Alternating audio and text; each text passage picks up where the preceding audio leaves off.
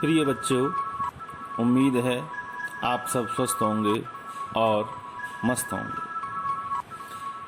प्यारे बच्चों, मैं आपसे आज कुछ बात करना चाहता हूँ और वह बात हास परिहास व्यंग की न होकर आपके जीवन से संबंधित है।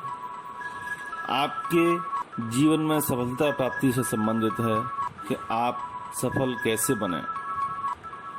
तो इस संबंध में मैं सबसे पहले आपसे कहना चाहूँगा कि जितने भी प्रतियोगी छात्र हैं, जो भी छात्र प्रतियोगी परीक्षाओं में बैठना चाहते हैं, उसे उत्तीर्ण करना चाहते हैं, वो कुछ बातों का यह ध्यान रखेंगे तो वो निश्चित रूप से ही सफलता को प्राप्त कर लेंगे।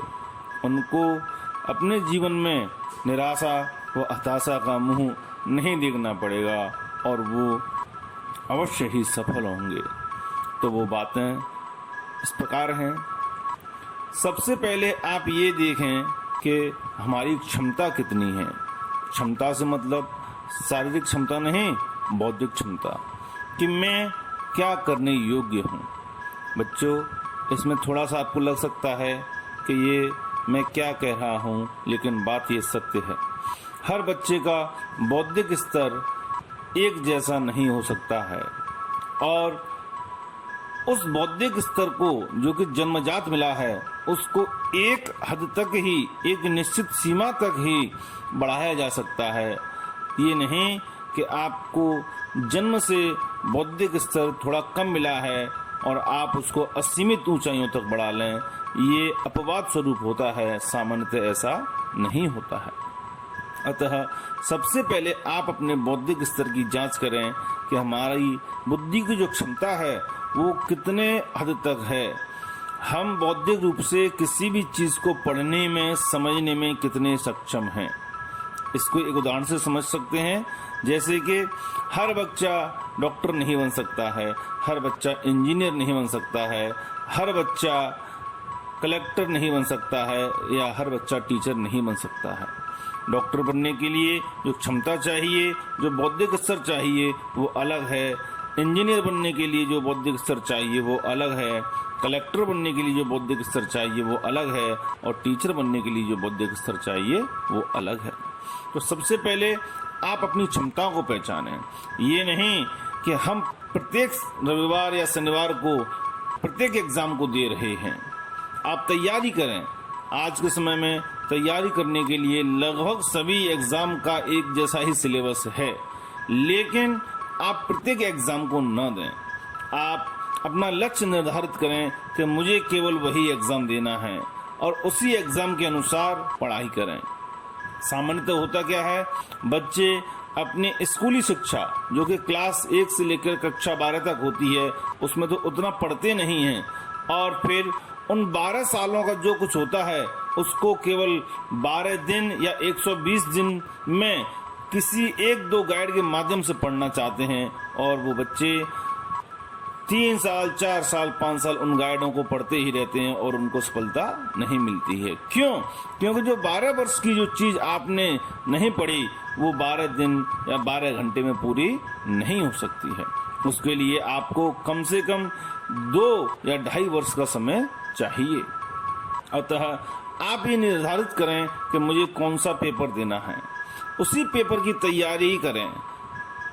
जिस प्रकार हम अपनी कक्षा में पढ़ते हैं, वर्ष भर अध्ययन करते हैं और अंत में वार्षिक परीक्षाएं होती हैं, उसी प्रकार आप किसी भी परीक्षा को जिसको देना चाहते हैं, जिसमें उत्तीर्ण करना चाहते हो, उस परीक्षा को लक्ष्य निर्धारित करके कि ये परीक्षा मेरी 12 महीने बाद होगी, 15 महीने बाद होगी, तो मैं जिस तरह कक्षा में पढ़ता था उसी तरह वर्ष भर 15 महीने अनवरत उसी की पढ़ाई करता रहूंगा और वार्षिक परीक्षा के रूप में मैं अपनी परीक्षा को दूंगा, तो निश्चित रूप से आपको सफलता एक ही बार में मिल जाएगी।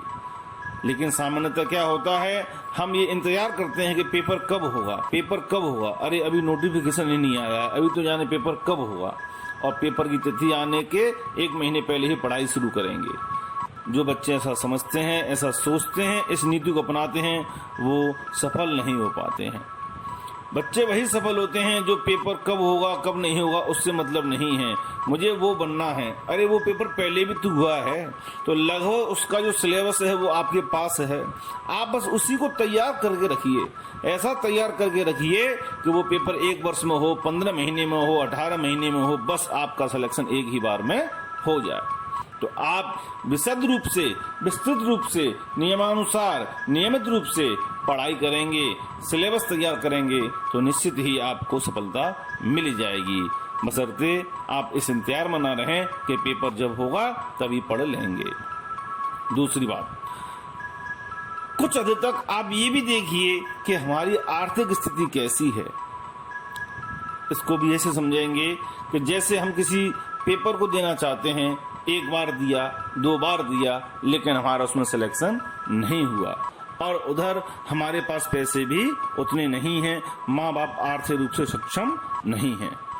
तब क्या होता है, माँ बाप पैसे जुटा नहीं पाते हैं और आप पर भी एक दबाव रहता है, मानसिक दबाव रहता है कि मेरे माँ बाप पर पैसे नहीं हैं और मेरा सिलेक्शन नहीं हो रहा है। तो उस क्षण में, उस दौरान आप उस मन से पढ़ाई नहीं कर पाओगे जिस मन से पढ़ाई आपको करनी चाहिए, क्योंकि आप एक असहज, एक अनजाना सा दबाव महसूस कर रहे हैं। अतः आप इतनी कठिन परीक्षा को न चुने जिसको कि पास करने में आपको कठिनाई हो।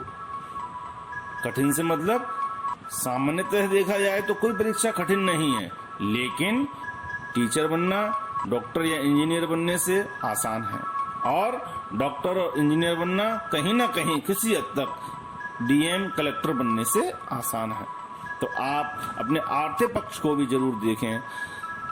इन 2-3 बातों का ध्यान रखकर यदि आप अपनी तैयारी करते हैं तो निश्चित रूप से ही आपको प्रथम प्रयास में ही, प्रथम में नहीं तो द्वितीय प्रयास में तो निश्चित रूप से ही सफलता मिल जाएगी और आप जो तैयारी कर रहे हैं वो आपकी सफल हो जाएगी।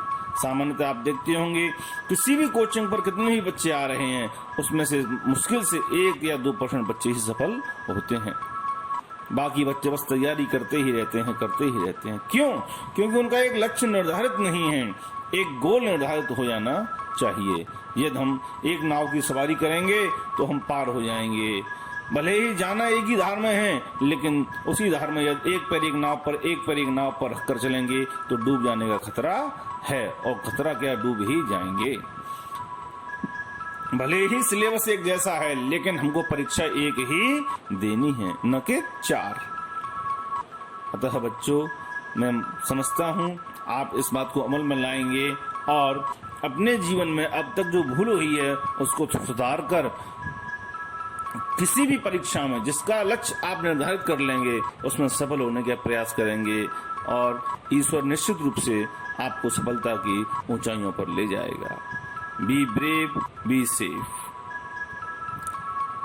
कोई भी लक्ष्य बड़ा नहीं, हारा वही जो लड़ा नहीं। अतः आप अपनी तैयारी को अनवरत रूप से जारी रखिए, लेकिन अपना एक गोल निर्धारित कर लीजिए। धन्यवाद।